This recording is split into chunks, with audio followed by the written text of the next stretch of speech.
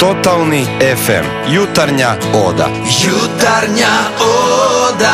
Ovu posvećujemo tebi, javnoprevozni smrdljivče.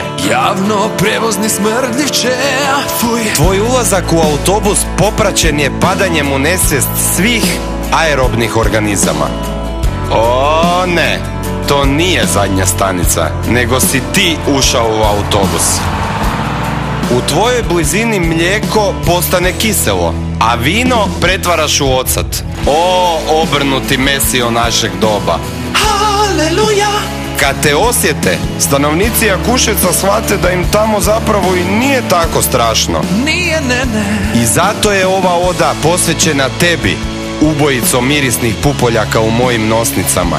Jer ako dobre vijesti putuju brzo, a loše još brže, tvoj smrad je najlošija vijest ikad. Javnoprevozni smrdljivče.